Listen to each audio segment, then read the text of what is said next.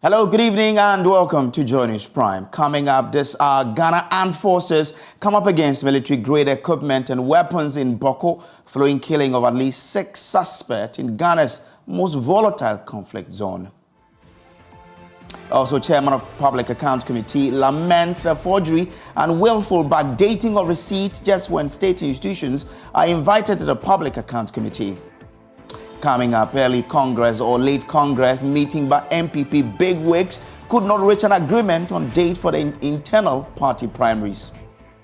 Now, also, ignore the bogus and fake polls, words of the Alan Tremantin campaign as it descends heavily on a research that projects the Vice President, Mahamudu Bawumia, as winner of the MPP presidential primaries. It urges the VP to dissociate himself from it.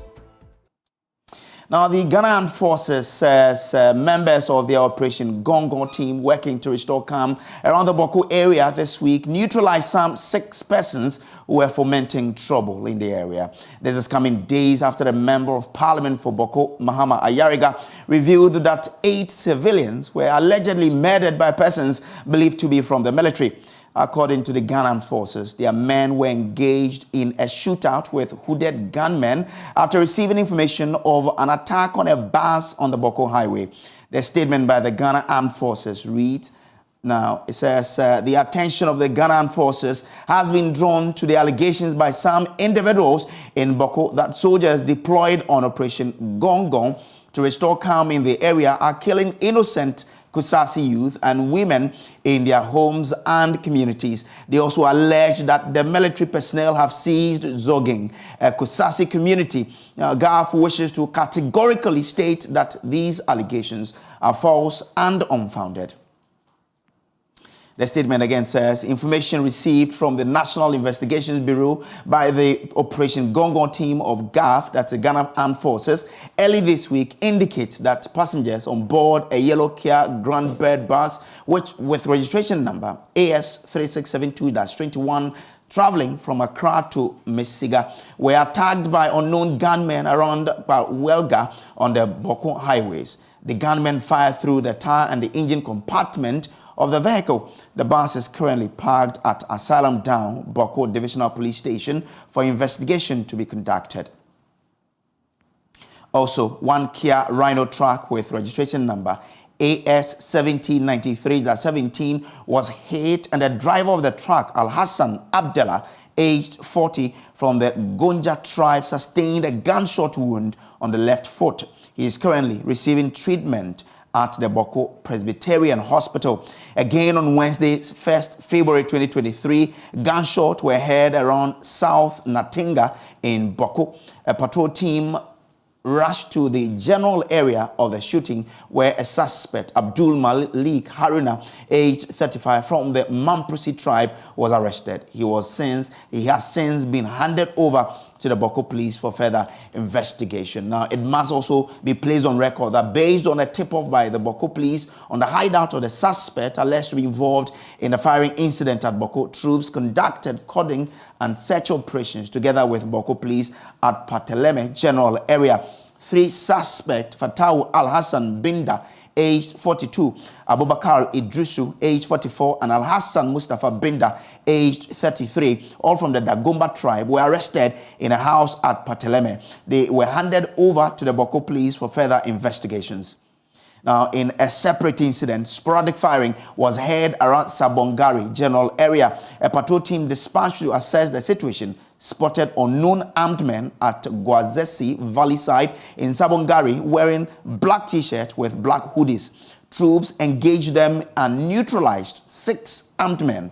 During the engagement, some armed men took cover in a madhouse within the immediate vicinity to engage the team. One of the men, that's the armed men, attempted to attack troops with a cutlass but was disarmed in the process. During the operation, a local woman found with a gunshot injury on left hand was sent to Boko Presbyterian Hospital by troops for treatment. Now, the Upper East Regional Minister Stephen Yakubu believes the new strategies agreed on by the Regional Security Council will return calm to the area. RESEC meetings are meetings that we meet regularly to review the security situation in the region and to take decisions as to how we can keep the region safe. So it's one of those meetings. But Boko issue came in because our hotspot now is the jihadis in the region, the jihadis across the border, and also the Boko problems. So those are the things that we discussed. Of course, there are security matters, and I can't tell you what we discussed. It's very sad that people have lost their lives. It's something that RESEC, we want to know what really happened. And we are going to. I also want to say that this troubles in Boko is taking too long. We have been doing our best to make sure that there is peace in Boko. The Interior Minister, the Minister for Defense, CDS, and all the big people, IGP, we're all here for us to see if we can prepare peace. And I think it lasted for a bit, and then it started all over again. If you sit down and you think about it, you really don't know the reason why it is getting this way. And I think that probably there are also criminality in it. There's politics in it, criminality in it. People have their own reasons why they probably don't want this to end. So I want to appeal through this medium that, look, let's give peace a chance.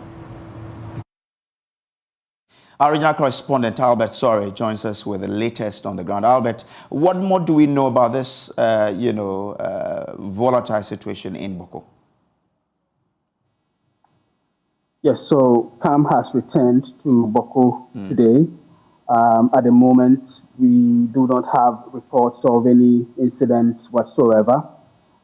Yesterday, when this incident first happened, the youth of the area where the people were killed were very agitated, and the fears at the time were that they could try to take the law into their own hands because of how angry they were. But following the engagement with the security agencies and the traditional authority, which led to the bodies of the people who were killed being released for burial, things have calmed down a little bit since then. Because also we have heard from the military on this matter, and the fact that now government is showing signs that they are actually responding to these reports of military people allegedly attacking civilians, it has helped to also calm down nerves a little bit. Okay. We know that the RECSEG had been meeting and met today. After the meeting, what has that meeting brought on to the community? Yes, so what RECSEG is telling us is that they are going to commence investigation into the matter. One, because the people of the area were pointing accusing fingers at the military. Now we have heard the side of the story from the military as well. So Regional Security Council, as the regional security body, will now have to serve as a neutral party in all of this and go into the area to investigate, to ascertain exactly how these killings actually happened yesterday. So that is the situation that we have, and because of that, we haven't seen any attacks, any reprisals whatsoever.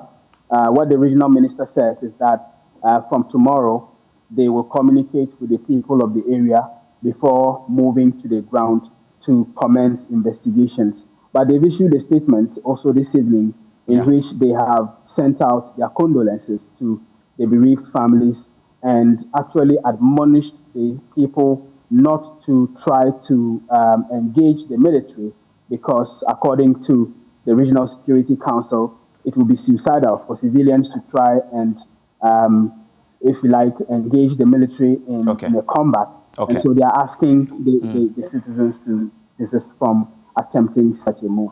Okay, grateful. So that's our correspondent, Albert. Sorry.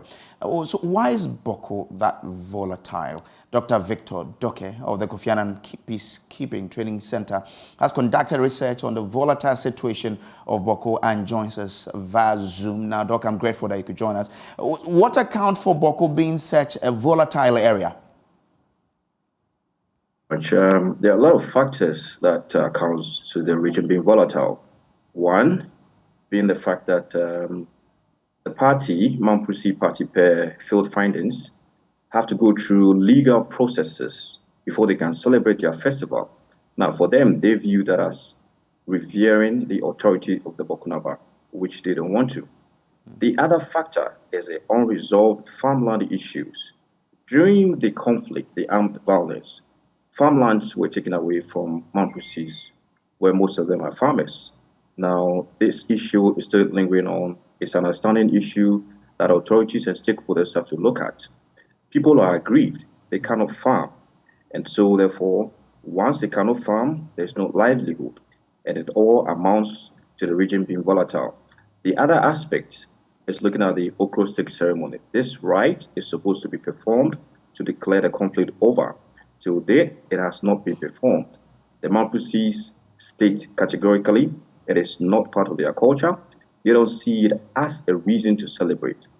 Now, the other aspect is looking at paying homage to the Bokunaba, which the Mampusis would not like to adhere to. The important aspect is the proliferation of weapons in Boko. The question is, how did these youths get these weapons? So weapons that our state security even don't have. These youths have it. Now you have youths who farm or go into business, get their returns, and then buy or purchase weapons with the notion of self-defense. I'm protecting my property, my family, because I don't trust the security to be able to protect my family. Now, currently, there's a ban on farming with relation to the Mampusis. So now people cannot have their livelihoods. All these factors mentioned contribute to the region being volatile because people are aggrieved. So what did your research recommend as the way forward to a lasting peace in that area? First off, the local representation, the Boko Inter-Ethnic Peace Committee, needs to be resourced financially. They have to go through technical training, and then they have to be trained on conflict resolution matters to handle and resolve the farmland issues. There has to be a negotiation or an idea and opinion to come up with new ways to celebrate or to perform the okro stick ceremony to declare the conflict over. Now, how do we get the weapons out of the system? Some time ago, the government came up with a cash for weapon, which was not successful. They need to relook at all these systems and bring up new modalities. Now, the other aspect is to look at how people can have their livelihoods back. If there is an option to celebrate the okro stick festival, then people can now go to their farms and then engage. The CSOs have to come on board. I know OneUp is doing a lot. Buda is also contributing its quota as the peacebuilding facilitator. The early warning systems in the region have to be re-looked at. OneUp has instituted what they call the community monitoring team. If they can, they have to re-look at the membership and how they collect the data and information and process. Grateful to you, Dr. Doke, for spending time with us. Now, still staying in the north because armed military men Thursday had to rescue Northern Electricity Distribution Company NEDCO staff after they were locked up at the UDS City campus near Tamale Technical University. According to the NEDCO staff, the university owned over 400,000 cedis in electricity bills. Now, NEDCO then decided to change the school's postpaid meter and replaced it with prepaid meter. Thus, workers were deployed to disconnect the institution. Speaking to our Dream News, NEDCO's Loss Control Supervisor Samuel Kumi said upon the disconnection, the security and staff of the school locked the main gate of the campus and ordered them to reconnect the power. To come and disconnect the institution. They are owing as much as 447,000. Which institution? The UDS City Campus at Tripoli. So when we came, we identified ourselves and we told them why we are here. They refused us to carry out the disconnection. So I gave instruction to my people that they should disconnect. Upon the disconnection, the security man and the staff gave instructions that the car should not move out, so they should lock us inside. I mean, they should not allow us to go out until we connect them. So that's why we are here. That's why we are still here. That's the car. They say they will not allow the car to move. That's the gate. They say they will not allow them to move. So as you can see, they are still locking the gate. Mr. Kumi added that he then reported to the management and the military was called in to rescue them. To go out with the car. So you call in the military? I call in management, and management call the military. Actually, we do monitoring with the military. So it's not like the military were there. There's an agreement that anytime we are doing monitoring, the military should work with us. So it's an exercise that we are doing. Okay. So when the issue happens, we have to call for reinforcement. As you can see, they are not even allowed us to move the car. You can see, this is simple disconnection. And look at the risk involved. And this is a government institution. Can you imagine what will happen if it is individual homes? It's going to be worse. Meanwhile, the institution remains disconnected until they pay some part of the debt. Now, ignore the bogus and fake polls intended to put a leash on the rising popularity of the MPP flag bearer hopeful Alan Tremantin. These are the words of his campaign team as it descends heavily on persons behind a survey that project the Vice President Mahamudu Bawumia as winner of the NPP presidential primaries. Spokesperson Yao Boabinga Samoa is urging the Vice President, who is also a flag bearer hopeful, to dissociate himself from the post. A survey conducted by two groups, Outcomes International Ghana and Center for Sustainable African Development Initiatives, UK, some days ago said the Vice President, Dr. Mahamudu Bawumia, will win the flag bearer elections of the governing MPP. We'll be hearing from Yao Boabing Asamia shortly, but first, Maxwell Agbaba has a wrap of day 2 of Alan Tremantin's campaign tour.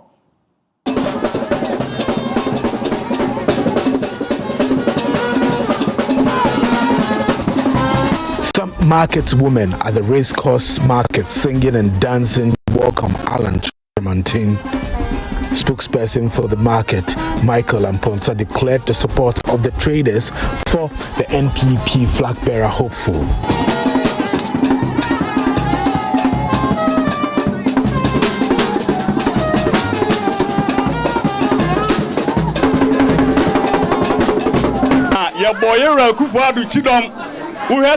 He says, we supported President Akufo-Addo here at the Central Market. We are the king makers. We are giving you all our support and blessings. We will pick your nomination forms for you when the time comes. We know you do not engage in politics of insults. We will urge you to continue on that path. All the market women here support you, he said.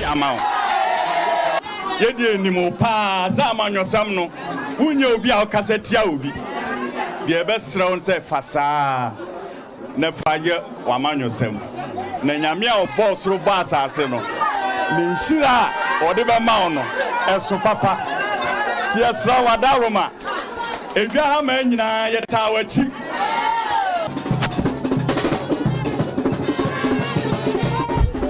One of the market queen mothers, Grace Ej Daku, says they will lead Alan Tremantin to pick his nomination forms when the time comes.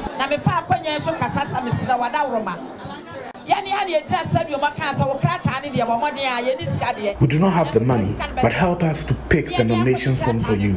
We want to prove our love to you, she said. Another leader, Nana Yafowa, says Alan Tremantin is their only hope.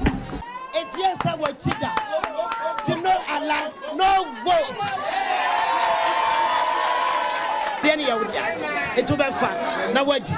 She says, you have our support. Do not worry. You will win and become the flag bearer. Speaking in a meeting with Ashanti Regional Chief Imam and others, flag bearer hopeful Alan Tremantin said he appeals to the people of the Volta region. He says they see him as a friend and a brother. He says that is crucial for the NPP to increase its votes in the Volta region during the general elections in 2024. Answer na yebetumi win the power. NPP. You need a candidate. Ashanti region base no obetumi about 80%. So when your candidate, he says, before the NPP can win power, we need a candidate who can win about 80% of the votes in the Ashanti region. If we do not get a candidate who can garner that, then the battle will be difficult. You know, these are very difficult financial times. So you need someone who can consolidate your base whilst also increasing your votes in the Volta region, which is the stronghold of the NDC. Now we can NDC. The people of the Volta region have taken me as their son or friend. So let's think about this carefully. You need to choose someone who can help the NPP stay in government.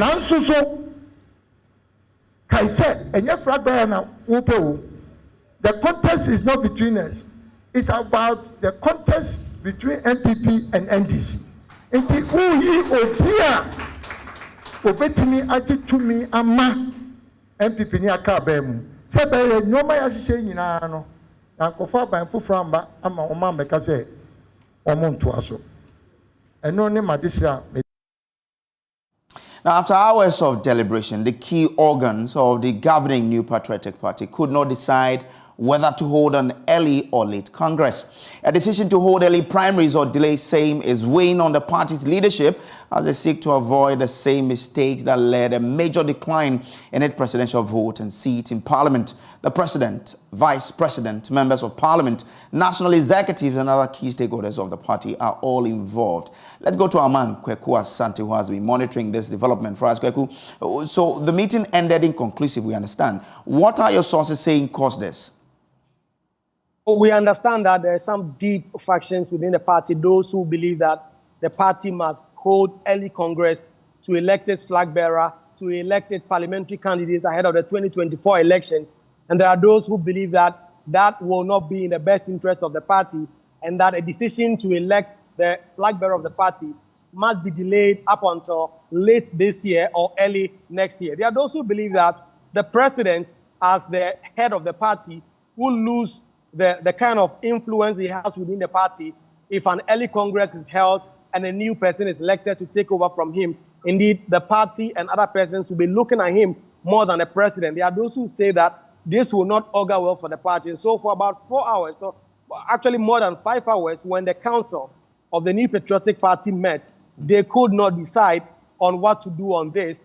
The General Secretary of the party, Justin Frimpong Kojo, told us a moment ago that what they are going to do is to broaden consultation, keep speaking to all factions within the party to reach some specific agreement. There were a number of party stakeholders at this meeting, some supporters as well, who were all around, who said they were not happy about the delays. We already know that only last week the NDC announced its roadmap to elect its presidential candidate. They'll be doing so in May this year. And so some expected that the NPP will be announcing theirs as soon as practicable. It appears that decision cannot be taken now. And as per the General Secretary, some more consultation is expected to happen for this decision to be taken. You spoke to the General Secretary after the meeting ended. What did he say? So according to Justin Frimpong Kojo, they are going to broaden consultation, as I was mentioning earlier. I was trying to find out what exactly this consultation will entail, because only Tuesday he put out a statement saying that it was because of consultation that he had moved this meeting, which was expected to happen Tuesday to today. So if this consultation had been done and today was expected to be the day to firm up the decision, why has that been done? He was a bit reluctant to answer those specific questions, only to say that they are going to broaden the consultation and come to some sort of agreement as soon as possible. Boache Jakun was here. Kwabene Japan was here. These are persons who are all gunning to lead the party. Already, Alan Martin is crisscrossing the party. The vice president, Dr. Mahmoud Bawumia, who himself is also seeking to lead the party, was also here. And it appears he was part of those, according to our sources, who support that a Congress should be delayed a little bit for all parties, for all the persons who are seeking to lead a party to have more time to campaign, to sell their message before that will be done. But there are those deep-seated voices in the party who also say that if they delay this decision, it will leave them with just very little time to be able to campaign ahead of 2024. Okay. Now, you mentioned Kwabena J. Japan and another person who were there. Who are some of these other big wigs who were at this particular meeting? So this meeting, the president himself was there. Vice President Dr. Mahmoud Bawumia himself was also here at this meeting today. The majority leader of the Mensa Bonsu and a host of New Patriotic Party MPs were also here. The national executives of the party were also represented. Full hall. The National Council, the Council of Elders. I saw Mr. Hackman here. The Chief of Staff was also here. So it was a full packed house. Almost everyone who mattered within the NPP was here today to try and reach some agreement. But it appears the deep-seated disagreement about whether or not to hold an early Congress is what is dividing the party now. And as the General Secretary has been attained to explain, they will be having some more consultation, and hopefully they will be coming to some form of conclusion very soon. Braced. All right, so that's our man on the beat, Kweku Asante there. We'll take a quick break. We'll return with more. Stay with us.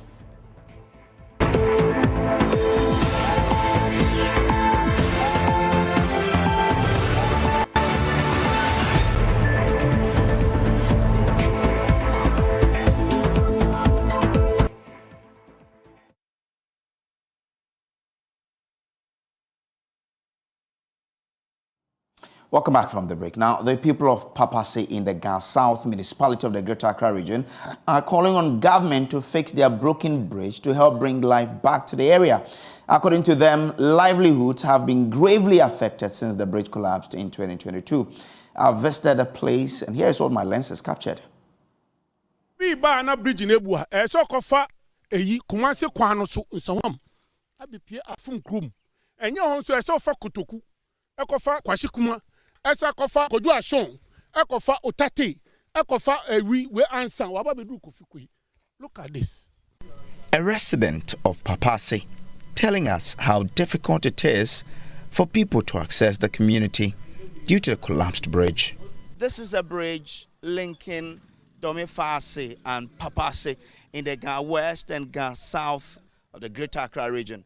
Now, this bridge has caved in for more than 6 months, according to residents of this area.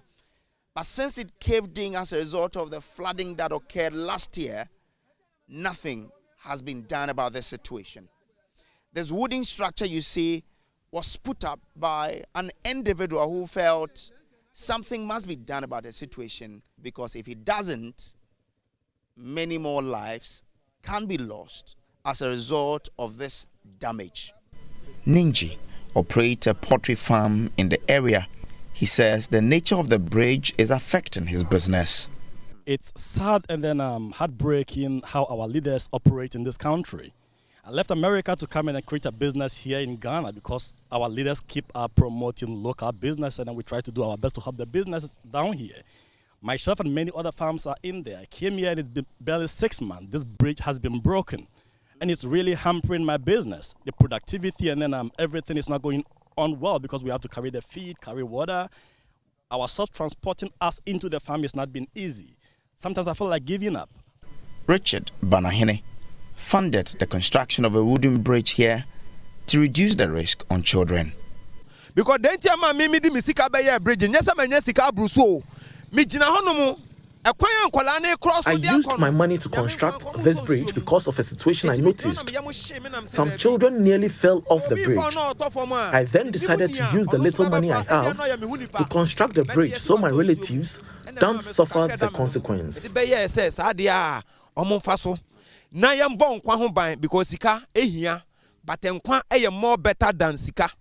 Papase is in the Ghana South municipality of the Greater Accra region, with Clement Wilkinson as the chief executive. Richard and Ninji, like other residents, want the bridge fixed to save lives and businesses. But I saw the MCE using the road, but I didn't comment. It is the duty of the MCE to notify the president of happenings in the society. The MCE is the representation of the president in the society. So if he can use this route and not think about the consequence, he should note that we voted for the president who appointed him. So if we decide to vote against the president, he should know he will also lose his job. We are pleading with them to please come and fix the bridge.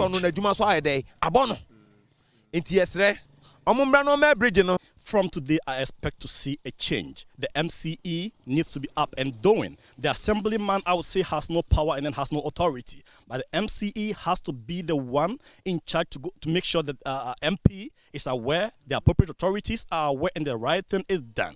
The MCE is the person I put all this responsibility on. He has to make sure the right thing is done. Nobody else will be held or be blamed for this, but the MCE in particular, he needs to make sure this is resolved within the next 48 hours.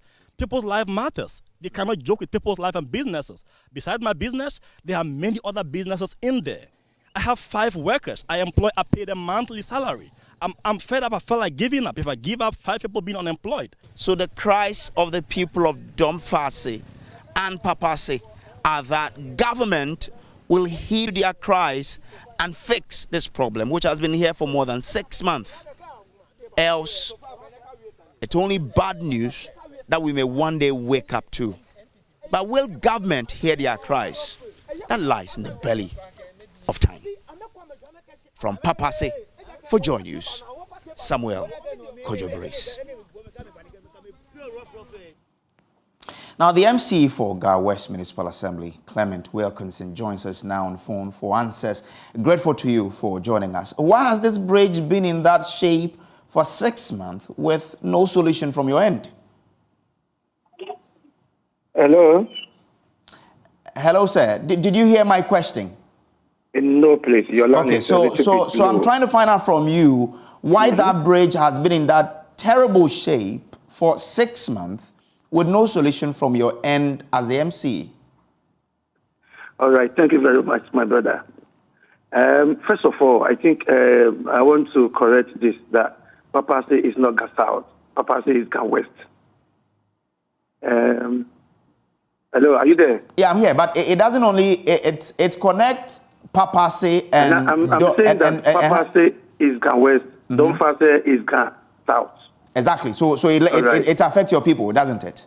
Sure, why not? Yeah. Good, so why haven't you done anything?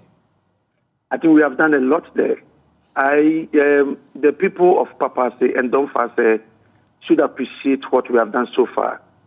What have you done? No, because I'm coming. You just take your time. This bridge got deteriorated about a few months ago.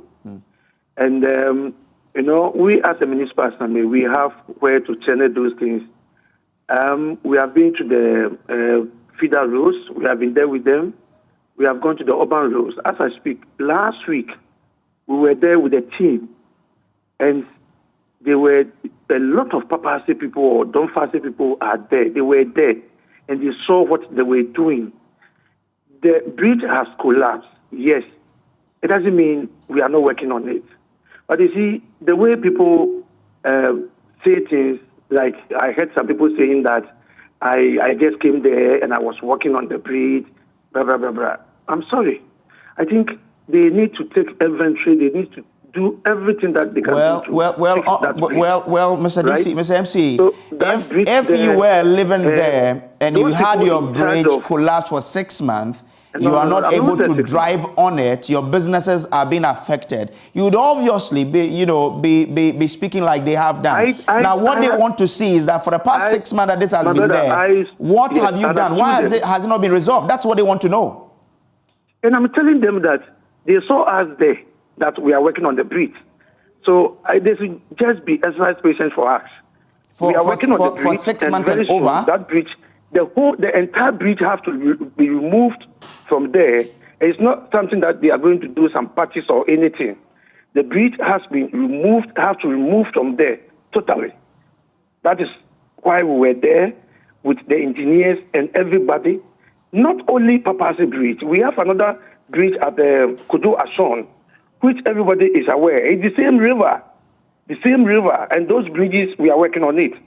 So I'm pleading to Papase and Donfase people who we are serving that they should be exercise patience for us. And we are going to fix the bridge. When you see that the effort you're putting in, what they want is a result of those efforts. So sure, when are they likely to see the bridge fixed so that life can return to them and the people in there? We will fix the bridge. When? Oh, very soon.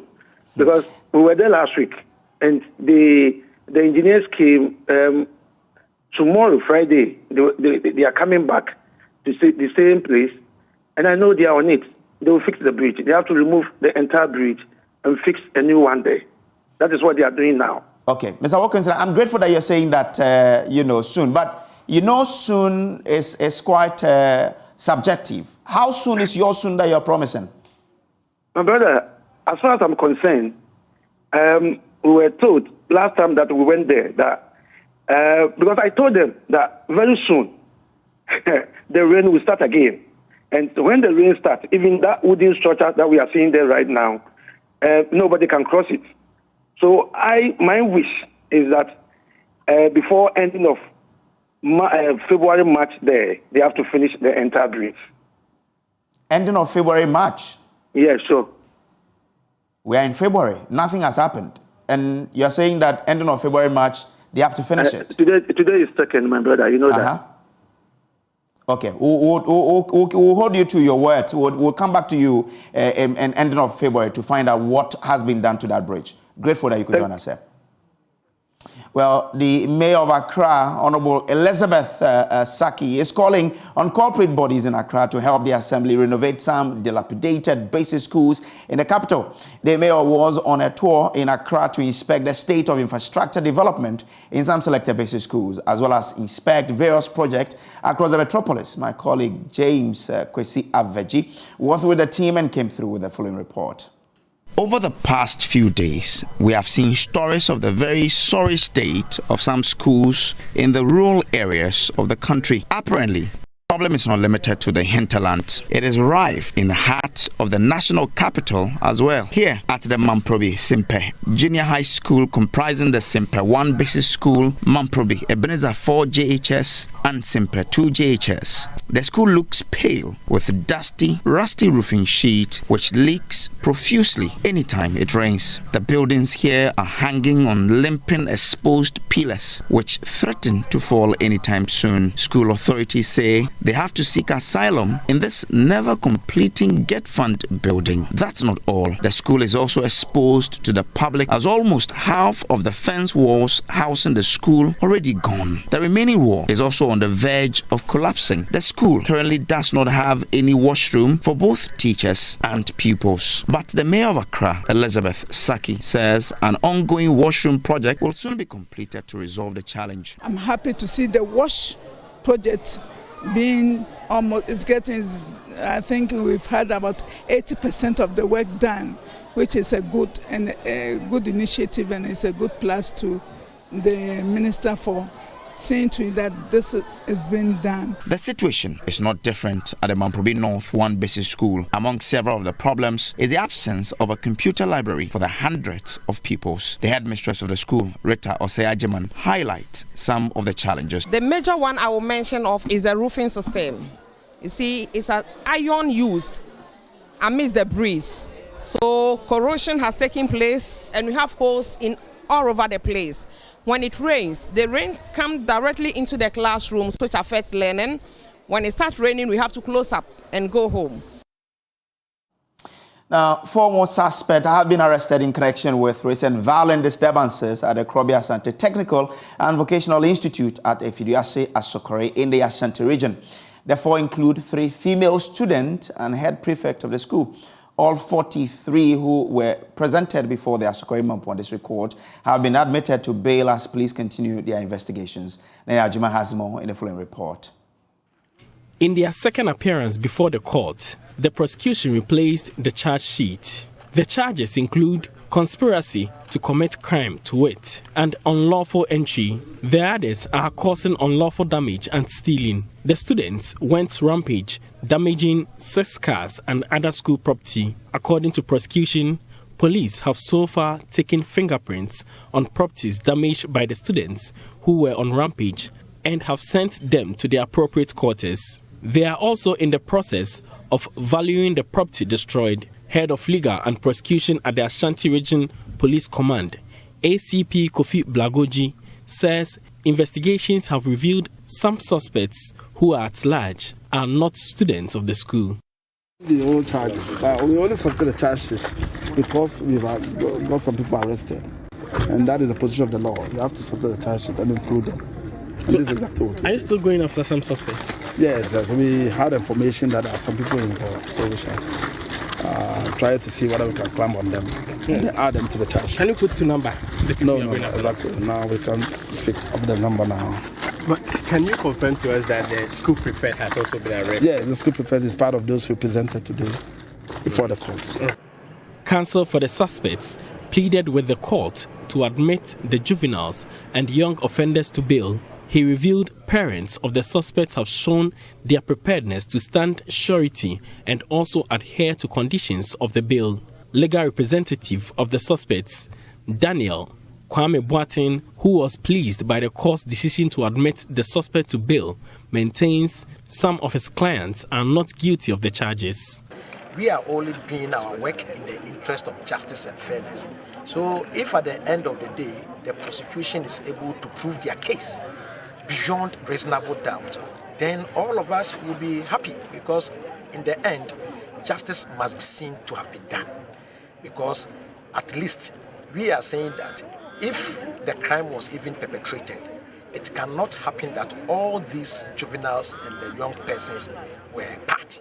So if at the end of the case and the totality of evidence that will be placed before the court, some of them are culpable, the laws of this country will deal with them. So I'm pleased and happy the way the police are doing their work. From what you're saying, you still stand by the fact that not all of these people were involved in the crime. Exactly so. It can happen that all of them are involved. The suspects were admitted to bail in the sum of 2,000 cedis, with one person, preferably a parent, to stand surety. A case has been adjourned to the 2nd of March this year. For Joy News, Nanaya Ojima, Kumasi. Now, Chairman of the Public Accounts Committee, Dr. James Kluche-Aveji, says there is a deliberate practice by some state institutions to falsify and backdate receipts when they are invited to the Public Accounts Committee. Dr. Aveji was commenting on the presentation of some new document to the committee by the Water and Sanitation Board in the Ahafo region. He said they backdated the receipts. He spoke the truth.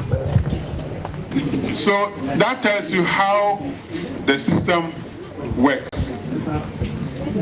You see, something that happened in 2019, for which the audit was done in 2020. Now, the receipts was written on 1st February 2023, backdated. And that receipts, if you trace it to the records of that company or enterprise, you won't get it anywhere, recorded in any of their books. So the whole system, it's some way. Come again.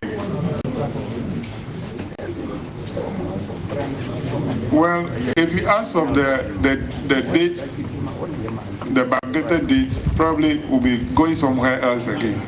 So let's end it there. You're also watching Joy News Prime. We'll take a quick break. When we return, showbiz. Stay with us.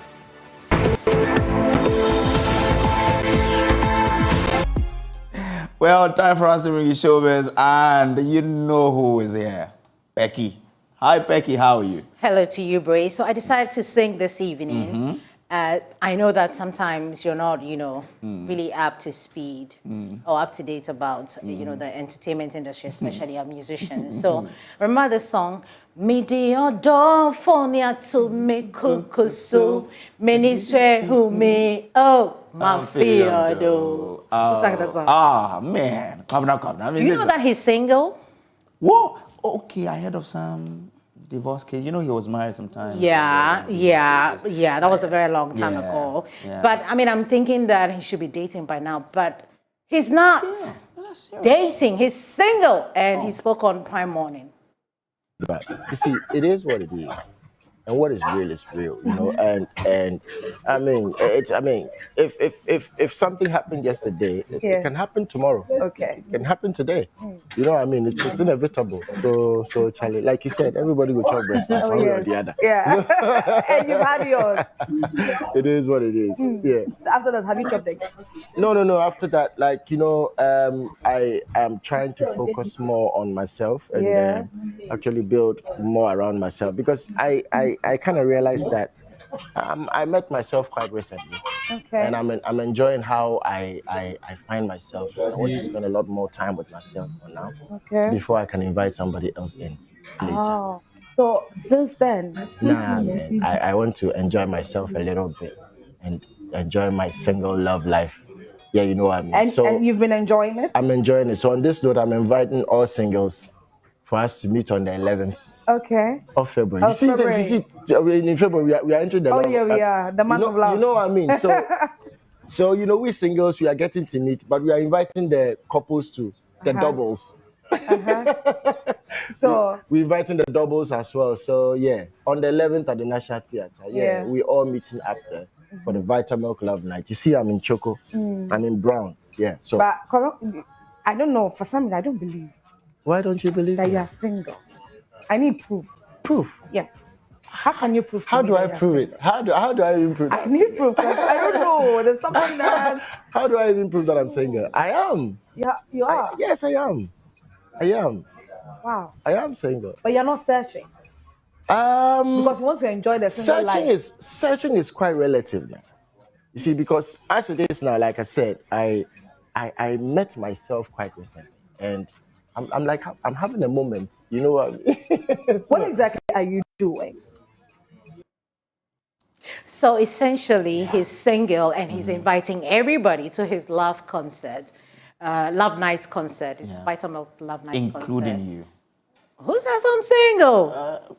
Anyway, I'm not saying you're single. I might be dating or something. You don't put me on the spot like that. No. This year we're getting married. This year we're telling music lovers. So the music. I'm moving on to the next story, please. So music lovers received the package that Links Entertainment promised them in its new assets from the camp. Boy Jake, DSL, St. Lennon, and Maya Blue, together forming BDSM, took center stage at the release party of the label's new Coming Soon EP. I spoke to my colleague Ibrahim Bembako about working together. Soon is already out. It's actually an EP that we released today. Yeah, so it's out. Go check it out, and I'm sure you love it. Well, I'm just imagining how individual artists on the same label will come together to have an EP. First off, experience on working with all of them on one label on the same EP. It's been amazing because we all got signed at the same time, so we never really got to meet each other like for real before like the EP. So it was like kind of figuring out what this person does, and this guy said, why didn't sign them? You see, this be why, you understand? So when collaborating with new artists, it was a beautiful experience. But to make it all like come together, Richie was in there with us, so was guiding us, showing us exactly what you need to do. But it was also like, feel free, be yourself. Like, don't be afraid of anybody. Just when it's your turn to shine, shine. Try and outshine your next person because he's trying to outshine you. But it's all love, it's good energy, and that's the experience for us. Was that the same feeling for you? Yes, sir. Exactly. I don't know the thing go. Yes, sir. Same feeling. Areas there. Yeah, working together with them all. Charlie, it feels great. Areas there. Same feeling. Solid. So, Grace, before we go, it could be Africa's time to experience Beyonce's Renaissance World Tour.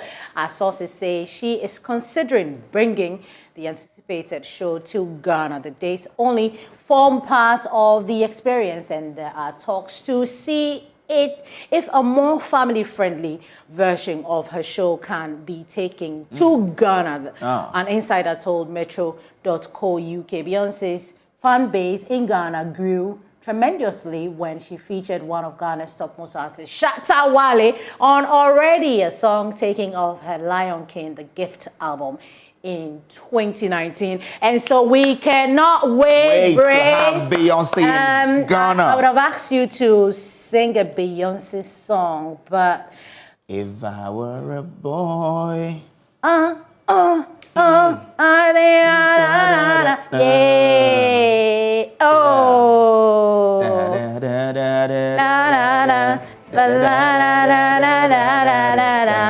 I'll listen to him. Yeah. Relax for us. I have. Close the show. All right, so that's how we wrap up today's edition. Now, log on to myjoyonline.com for more news and information.